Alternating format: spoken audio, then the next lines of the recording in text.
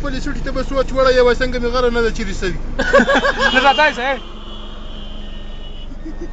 موټر ته چلوئ دوی دواړه په سیټ والډینګ که دي هغو په سټ احتیاط ولیکئ دغو په سپنګولو لارې بچ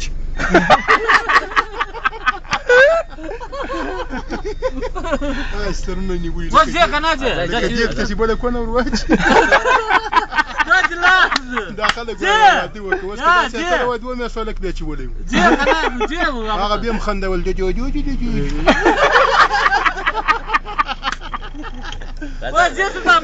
وای مړ وری بیا چې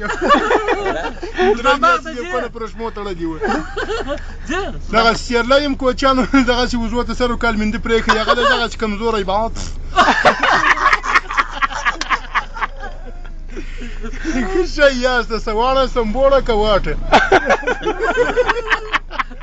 میړه دې م داسې خوله نیولې ده لکه سیرلی چې دې وزې غره بوی کړي ورته سترګې واړه سترګې داسې ونیولې لرې که دغه ښې سترګې درته نیولې بچی د که غول وکړ ولکې پلان کوی دا ولې کونګری به دوه شپې ورته غاپي ښه شی یم پیدا کړی ده په سیټ کې هم دغه سپرینګي کونګری یي موټر ولاړی دی لا سر کوره یي بل هم بیا یېره کمه کړې لکه د بایسکل چې کونجغه لري کې په ټوله کې لنډۍ کونه نیولي ده ګرامه نه یې دا لندن ده دا د بي بي سي د پښتو خپرونه ده چې په لنډو څپو 15 15 او 9 او منځنۍ 223 مترو به یو دغه اشتغل در باندې سپرېږي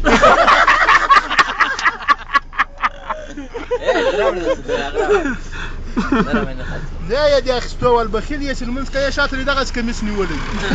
دا وځې سلطان بختر که چې ځه وخته ځه یا نن رالم د دې ما خپله غریبي کوي وکړه جواب به واخلم مریض یم ته هم لا مریض یې کنه کې دې یو سړی هغه هم بیا تا غوندې ډاکټر یې فشار به لا ترې خوټو راتاو کړی کار پرې ډېر شي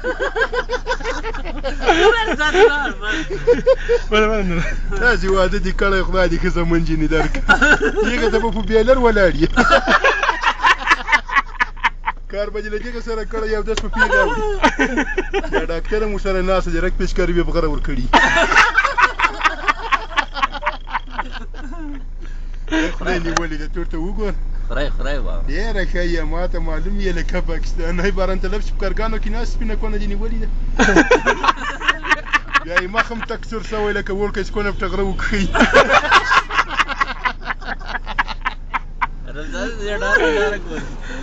بل کالم دغه اشتغانه په اوښ کې لنګه وه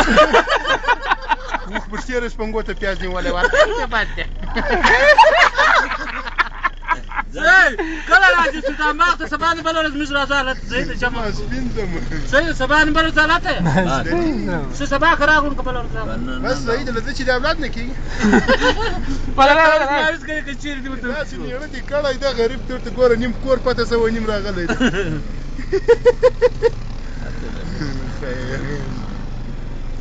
کار جوړ کړه موږ سره دا نو په یو قسم کې موږ به بیا هم نازوو ته مه کوئ سخته سامان څه زره نه